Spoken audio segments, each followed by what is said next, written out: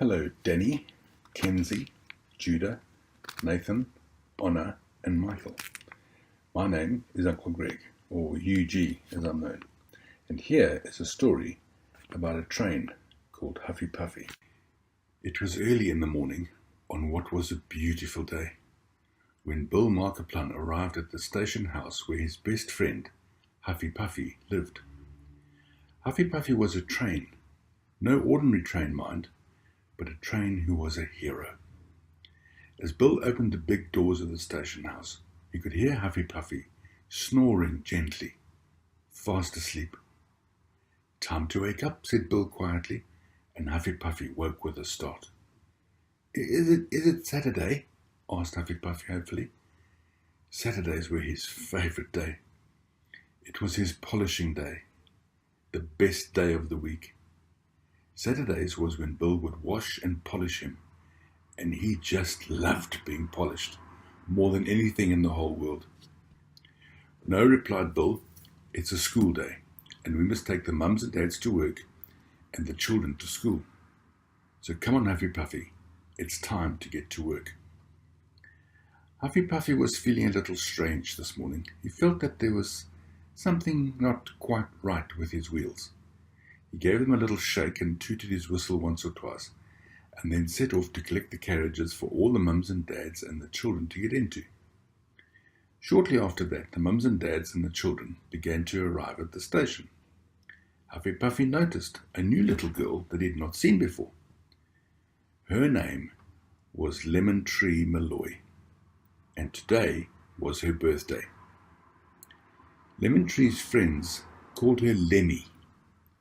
Lemmy was 7 years old, quite tall for her age, and was wearing a bright yellow dress and red shoes. It was her favourite outfit. She was carrying her school bag with all her pencils and notebooks, as well as a sandwich for her lunch. She also had a large round cake tin, brightly coloured with flowers on the lid. Inside was her birthday cake. She was taking it with her to school so that the class could have some of the cake at tea time and sing happy birthday to her. The cake was beautiful, with pink icing and Smarties all over it. Smarties were Lemmy's favourite. She was so excited. Here's a picture of the cake tin that Lemmy had with her cake in it. It is there. You can see the flowers on the top. Okay. Once everyone was safely aboard the train, Bill called out, "All aboard!" tooted Huffy Puffy's train whistle, and off they went. Across the bridge and through the big two trees, one on the right and one on the left. Just then, Huffy Puffy called out to Bill. "Bill, Bill," said Huffy Puffy in a worried voice. I think there's something wrong with one of my wheels." "What?" said Bill, sounding alarmed. What's wrong with your wheel?" I'm not sure," replied Huffy Puffy. It's making a strange noise." Bill listened carefully, and sure enough, there was a strange sound coming from one of Huffy Puffy's wheels, the left front wheel. It went clack, clack, clack. Huffy Puffy slowed to a stop, and Bill put the brakes on. "Let me take a look," said Bill. And after he had told all the passengers that there would be a short stop while he investigated the problem, he jumped down from the train and walked round to the front of Huffy Puffy. "What is it?" asked Huffy Puffy, sounding worried. Said Bill. It looks like you've got a crack in your wheel, Huffy Puffy." "Oh no," cried Huffy Puffy. "What are we going to do?" "We need a spare wheel," said Bill, "but I don't have one." Just then, Huffy Puffy remembered seeing Lemon Tree Malloy carrying her school bag and a large, round tin onto the train that morning. Huffy Puffy wondered to himself if the tin was the same size as his wheel, and if they could use the cake tin as a wheel to get them to town where they could have Huffy Puffy's wheel repaired. He told Bill all about Lemon Tree and her cake tin. It might just work," said Bill thoughtfully. "Let's see. I'll ask Lemon Tree." Lemmy agreed immediately, only too glad to help. The mums and dads and all the rest of the children gathered round and all wished Lemmy a very happy birthday, sang happy birthday to her. Huffy Puffy joined in, and then all had a slice of the delicious cake. Bill tried the cake tin for size, and it was exactly the right size and would fit perfectly. The only problem now was how to lift Huffy Puffy up so that they could change the wheel.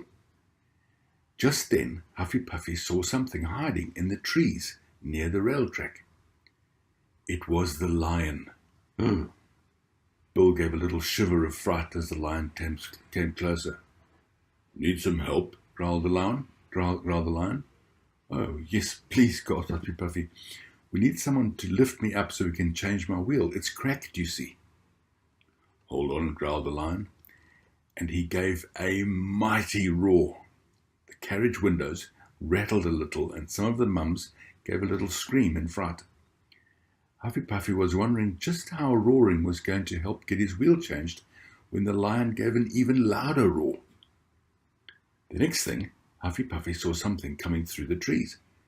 Something very large and dark brown. Huffy Puffy wondered what it could be. As the animal got closer, Huffy Puffy saw that it had 2 horns on its nose, one small one and one very large one. "This is my friend Rodney," explained the lion. "Rodney the rhinoceros. He is a friend of mine." And here's a picture of Rodney. You can see his 2 horns, one small one and one very large one. That's Rodney. Rodney the rhinoceros. "How do you do?" said Huffy Puffy politely. Rodney gave a loud snort, like he was blowing his nose. "I'm here to help," he snorted. "I can't see too well, but I'm very strong." Rodney put his big horn under Huffy Puffy and with a loud grunt lifted Huffy Puffy up off the tracks so Bill could change his wheel and fit the cake tin in its place. "How does that feel?" asked Bill. "Much better," said Huffy Puffy with a big smile. "Thank you, Bill. Thank you, Lion. And thank you, Rodney. And thank you, Lemon Tree Malloy."